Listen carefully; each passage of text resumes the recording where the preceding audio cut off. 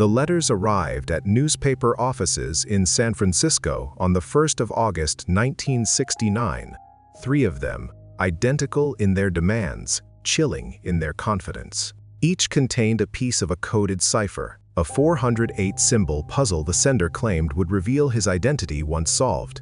Each letter began the same way. The writer described himself as the murderer of 2 teenagers killed on a rural road the previous December. He was not asking for help. He was not confessing out of guilt. He was playing a game, and he had been playing it for months before anyone knew his name. He called himself the Zodiac. He chose that name himself, and he fully expected to keep his true name hidden forever. Who was this man? Why did he kill? And why, more than 55 years later, does no one know his name?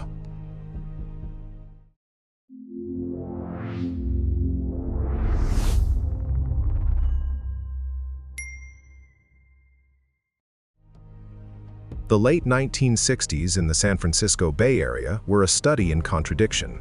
The region had been the birthplace of the Summer of Love just 2 years earlier. In 1967, a cultural explosion of music, political protest, and an idealism that believed the world could be remade through peace. By 1969, that dream had curdled at the edges. The Manson family murders in Los Angeles, that August shattered whatever innocence remained. Vietnam was tearing the country apart. American cities had burned in riots, and in the Bay Area, stretching from San Francisco south through Marin County and east to Vallejo and Solano County, a quiet anxiety had taken root beneath the progressive surface. California in 1969 was experiencing one of the sharpest growth spurts in its history. The post-war suburban sprawl had pushed development outward from the cities into formerly agricultural land. Vallejo, a city of roughly 67,000 at the northern edge of San Francisco Bay, had been a Navy town for decades, home to the Mare Island Naval Shipyard, one of the oldest naval facilities on the Pacific coast. Its population was working class and mixed, with a tradition of blue-collar labor and military service.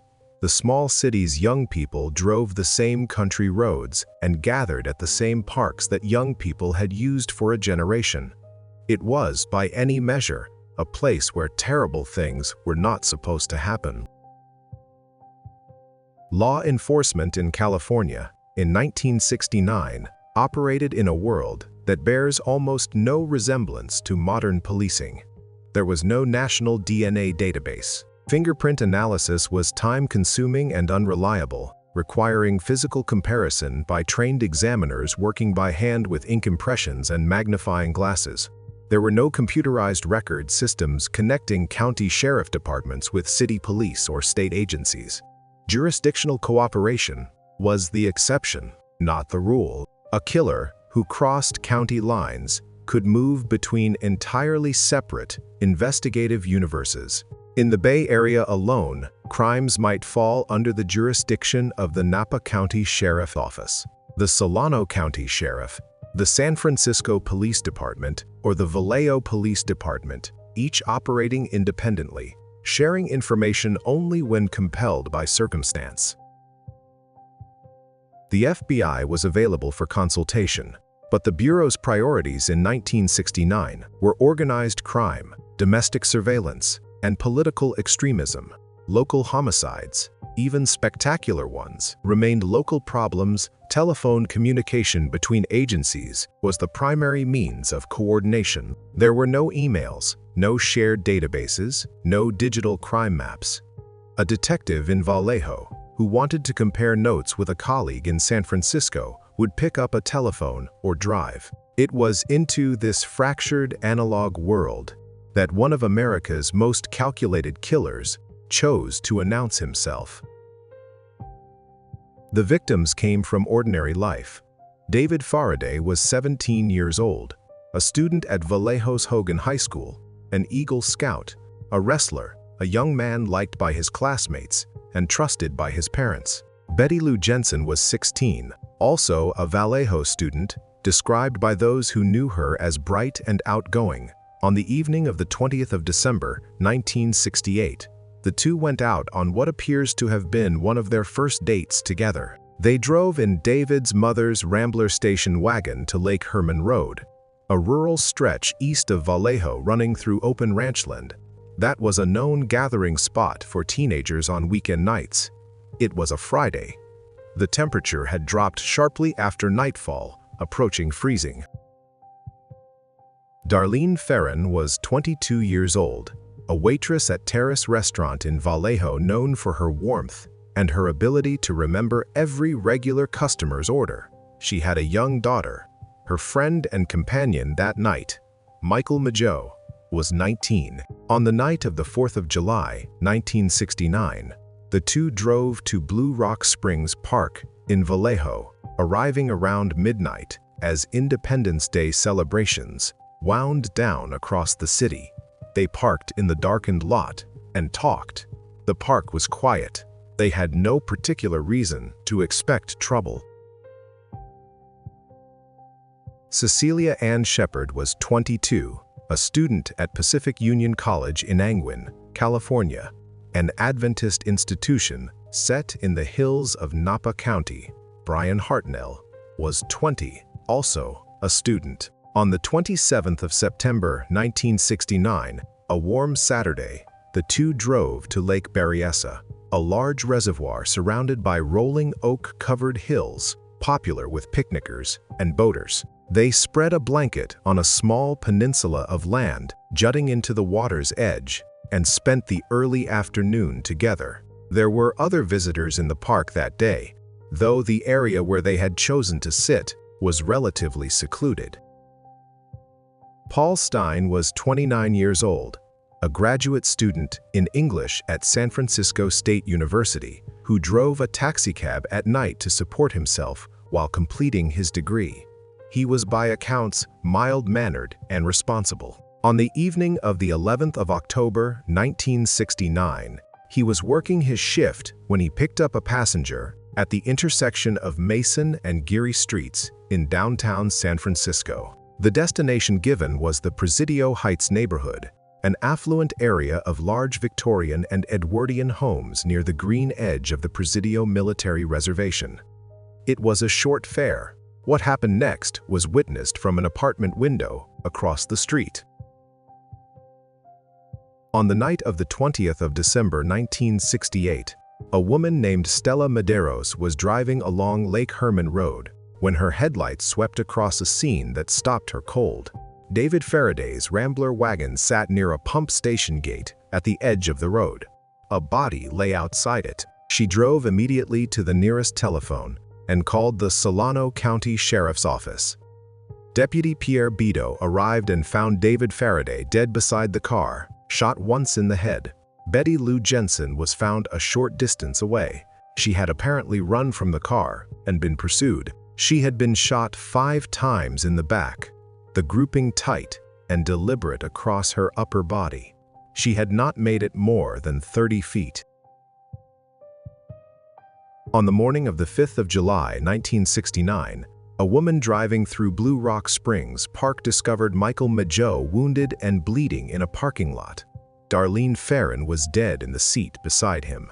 Mageau had been shot multiple times but was alive. He told investigators that a man had approached their parked car, shone a powerful flashlight directly into the window, blinding them both, then opened fire without speaking a single word. The attacker drove away, then briefly returned, as if to confirm the outcome, before leaving for good. Mageau's survival was not something the attacker had planned for. At Lake Berryessa, the attacker appeared to Shepard and Hartnell wearing a homemade hood that covered his head and shoulders entirely. Stitched onto the front of it was a symbol, a circle divided into 4 equal quarters by 2 perpendicular lines, resembling a gun sight or a compass rose. He told them he was an escaped convict who needed their car to drive to Mexico. He tied both of them with pre-cut lengths of clothesline he had brought with him. He then stabbed both repeatedly with a knife described as approximately 1 foot in length with a wooden handle. Hartnell survived, badly wounded.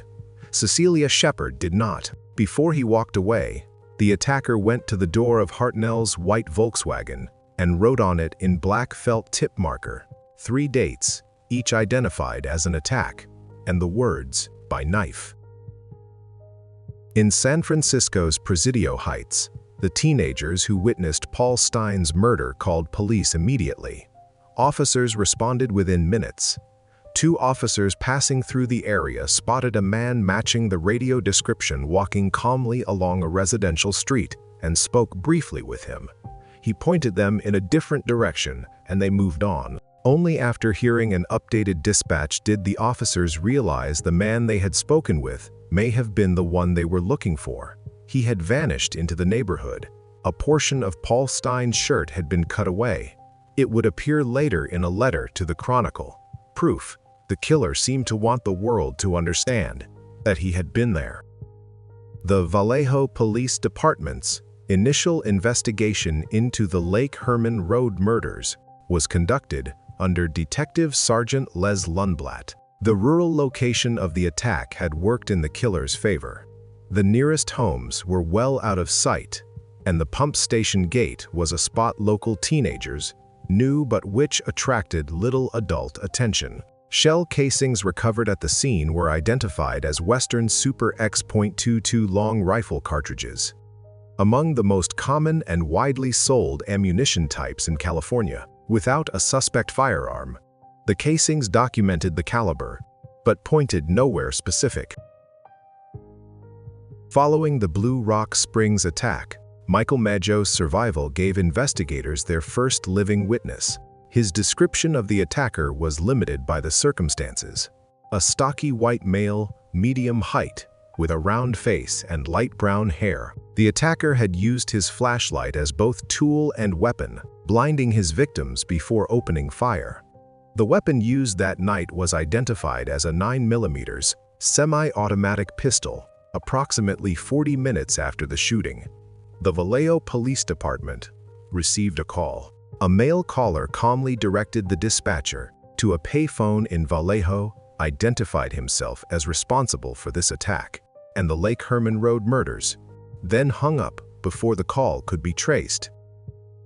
The Cipher letters, mailed simultaneously to 3 Bay Area newspapers on the 31st of July 1969, created an immediate public sensation. The San Francisco Chronicle, the San Francisco Examiner, and the Vallejo Times-Herald each received identical thirds of the full 408-character cipher, along with a cover letter demanding front-page publication and threatening additional murders if the papers refused. All 3 editors complied.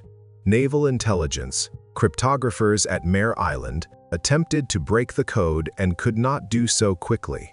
The California Department of Justice and the FBI's code-breaking resources were both consulted. The cipher was ultimately broken within days, not by any professional agency, but by Donald Hardin, a high school teacher in Salinas, and his wife Betty, working at their kitchen table over a single weekend. They recognized a pattern by starting with the most frequently occurring symbols and matching them against common English letter frequencies. The decoded message was notable for what it did not contain: a name. The Zodiac had promised the cipher would reveal his identity. It revealed instead a murderous philosophy. He wrote that killing was the most thrilling experience. He described collecting souls for what he called his afterlife paradise. He ended with a boastful non sequitur. A subsequent letter arriving at the Chronicle in early August introduced the name he had selected: the Zodiac. He used it with a possessive certainty, as if the name had always existed and had simply needed claiming. The crossed circle symbol appeared in the letter's signature, and from that point forward, it appeared in every authenticated communication. San Francisco Chronicle reporter Paul Avery had been covering the story from the beginning, and his byline became synonymous with the investigation. Avery received several letters directly, including a Halloween card in 1970 that mocked him by name. His reporting was aggressive and occasionally ahead of official disclosures, which created friction with investigators. but drove relentless public engagement with the case. The Chronicle's front-page treatment of each new Zodiac communication produced a feedback loop. The more the paper covered the letters, the more the Zodiac wrote. He tracked his own claimed kill count in successive communications, adjusting the totals upward in ways investigators could neither confirm nor dismiss. By November 1969, the Chronicle had published a composite sketch assembled from the accounts of the Presidio Heights witnesses. The image showed a stocky white male, roughly 30 to 35 years of age, with a round face and heavy-rimmed glasses. The sketch was reprinted across the country. Thousands of tips flooded the SFPD and the informal Zodiac task force. Each required follow-up. The sheer volume of incoming information was itself a burden, a problem that would become more acute as the years passed and the letters continued to arrive. The Vallejo Times-Herald, covering the story as a deeply local tragedy, ran profiles of the Vallejo victims that emphasized their ordinariness. Parents restricted where their children could go after dark. The county sheriff's office reported a surge in calls from residents reporting suspicious behavior near rural roads. Physical evidence from the confirmed crime scenes was constrained by both circumstance and available technology. The Lake Herman road site offered little beyond shell casings. Blue Rock Springs yielded minimal trace evidence from the parking lot surface. At Lake Berryessa, the pre-cut rope recovered from Hartnell and Shepard indicated deliberate preparation. The attacker had brought measured and cut lengths of clothesline, not a random length from a hardware store. But without a suspect, fiber and material analysis produced no actionable result. A partial fingerprint lifted from Hartnell's car door was compared against known criminal records and produced no match. The Presidio Heights scene was the most forensically productive. Paul Stein's taxicab was processed thoroughly. A partial palm print was lifted from the exterior of the cab's door. Blood and biological material from the interior were carefully collected. Saliva recovered from the stamps and envelope seals of authenticated Zodiac letters was analyzed for blood type using the secretor method, a standard forensic technique of the era. The Zodiac was identified as a Type B secretor, a category representing roughly 10% of the population. Without a suspect in custody, providing a comparison sample, blood typing could only exclude, not identify. The handwriting across the letters was studied by questioned document examiners. The printing was distinctive, angular, with specific letter forms described as unusual but not clearly disguised. Multiple analysts agreed the letters were written by the same hand across the full run of authenticated correspondence. The misspellings appeared inconsistently, with some words spelled correctly in one letter and wrong in another. Some analysts believed the errors were natural, indicating limited formal education. Others argued they were deliberate, an attempt to mislead assessments of the writer's intelligence and background. Arthur Leigh Allen, a former Navy man and school employee from Vallejo, emerged as the focus of serious investigative attention following a 1971 tip from a friend who reported alarming statements Allen had allegedly made before the killings began. Allen had a documented criminal history, a known interest in codes and ciphers, and had worked in areas associated with the case. Investigators interviewed him at his workplace, examined his property, and compared samples. Handwriting did not match. The partial palm print recovered from Stein's cab did not match. Allen maintained his innocence consistently until his death in August 1992 from a heart attack. He was never charged. Dozens of other individuals were identified as suspects through tips, family members, former acquaintances, and independent researchers over the decades that followed. Each required investigative attention.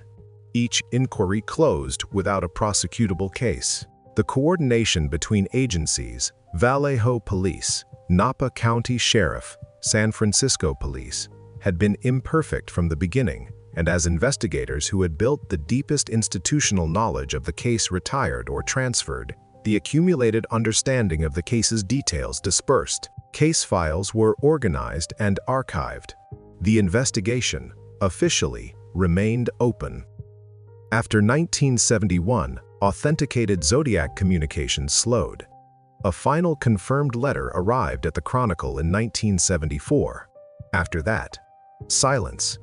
Whether the Zodiac stopped killing, left California, or died is unknown. His claimed body count in his own letters had reached 37. The number of murders investigators could confirm with confidence was 5. The gap has never been explained. As the mid-1970s brought new crises, the Symbionese Liberation Army, escalating crime rates in American cities, and eventually the Son of Sam murders in New York, the Zodiac case receded from active daily investigation. Brian Hartnell, the Lake Berryessa survivor, who became a lawyer, occasionally spoke to journalists in the years that followed and noted without apparent bitterness that he had made his peace with the likelihood that he would never know his attacker's name. The families of David Faraday and Betty Lou Jensen, of Darlene Ferrin and Paul Stein and Cecilia Shepard, lived with the open case in ways the public experienced only abstractly. An unsolved murder is not a closed chapter for the people closest to the victim. It is a permanent condition.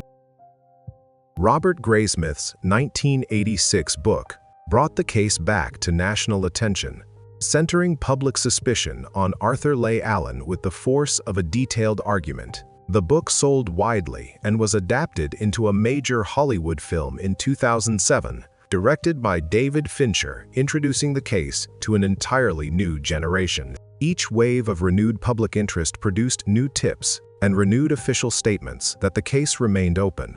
DNA analysis was eventually applied to the Zodiac's physical evidence in the late 1990s. Results were partial and inconclusive. Decades of storage and handling had degraded the biological material. No complete profile was reliably established. No match was ever confirmed. The case file at the San Francisco Police Department remains open. The investigation in any active operational sense is a different thing from what it was in 1969. But the file is open, and the case is listed as unsolved. The Zodiac, if he was in his late 20s or 30s when witnesses glimpsed him in 1969, would be in his 80s or 90s today, or more likely dead. What remains is a set of facts without a frame, evidence without a conclusion. 5 people are confirmed dead. 2 survived serious wounds. A man wrote letters to newspapers in which he described killing as pleasurable, claimed to be collecting victims whose souls would serve him in an afterlife, and signed each communication with a symbol he designed himself. He was never arrested. He was never charged. He was never publicly identified with the certainty that the law requires. He wanted to be famous, and he achieved it on terms entirely his own. His crossed circle symbol is among the most recognized images in the history of American crime. His ciphers are still being studied by cryptographers and amateur investigators across the country. His letters are archived. His victims' names are recorded, and his own name, whatever it was, wherever he lived, whatever ordinary life he maintained between the killings, remains a blank in the historical record. The question he posed in his very first letter was simple: can you guess who I am? More than 55 years of effort, across multiple law enforcement agencies, across generations of investigators, across every advance in forensic technology that has transformed criminal justice in America, has produced no definitive answer. The question hangs over Northern California still, open, unresolved, and perhaps unanswerable.